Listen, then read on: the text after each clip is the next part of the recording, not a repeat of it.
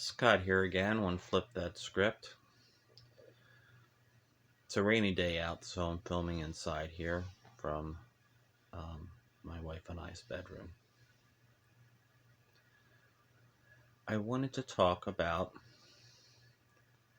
the tactics that are used by toxic, narcissistic, emotionally abusive family members.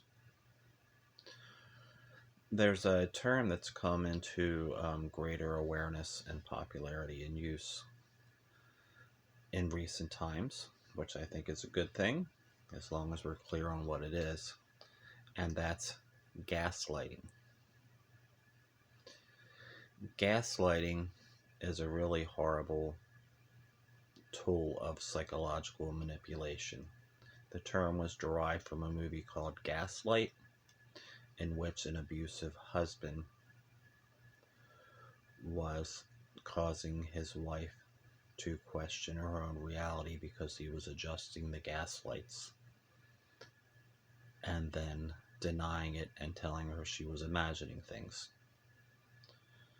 So, gaslighting is kind of a broad term, and toxic, narcissistic, emotionally abusive family members will gaslight in a number of ways.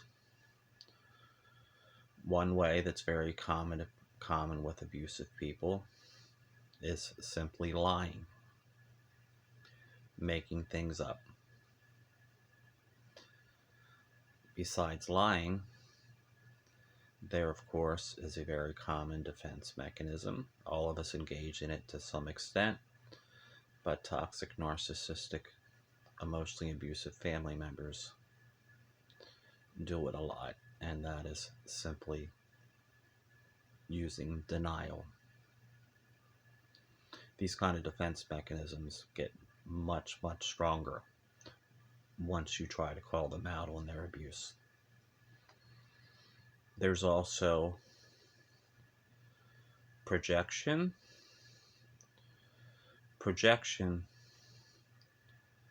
which is also something that everyday and healthier people engage in, but not nearly to as much of an extent as toxic, narcissistic, abusive people do. Projection is basically when you accuse someone else of what they themselves are guilty of. So as you would imagine from some of what you've learned about narcissistic people and the false self, projection is very important to them because, of course, they're perfect and blameless. There's also what we call minimization. Minimization is just what it sounds like. It's trying to make something that's more serious seem like it's a lot less, and therefore, basically, you're accused of being petty, because abusive people will minimize the abuse, and then of course they can throw in some of the other things I've talked about, like you're being too sensitive.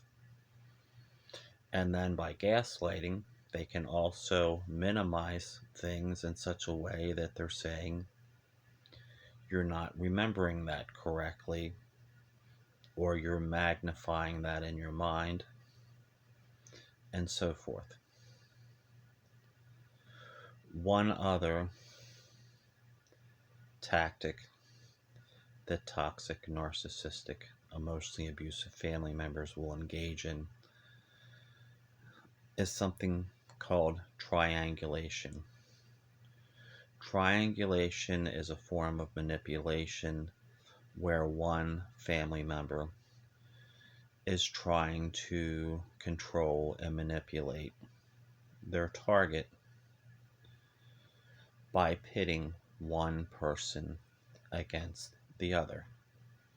An example would be telling you that another family member says or thinks something So they're kind of speaking on their behalf, and a lot of times they're really just making it up.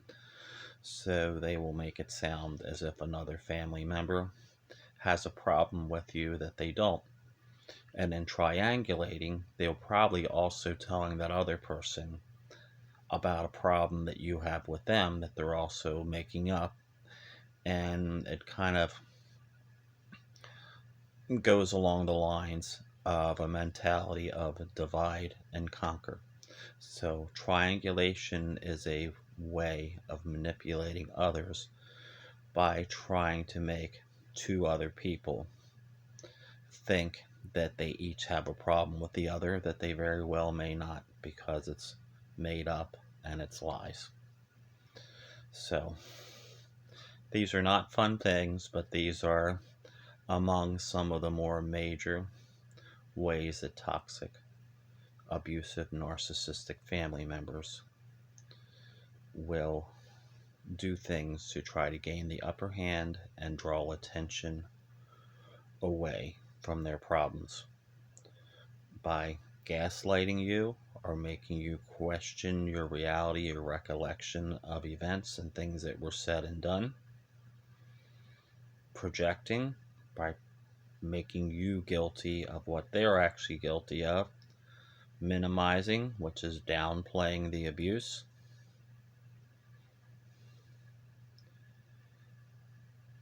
and triangulating, as I just described. So, if you're experiencing or have experienced abuse from toxic narcissistic family members, these things, unfortunately, should seem familiar to you.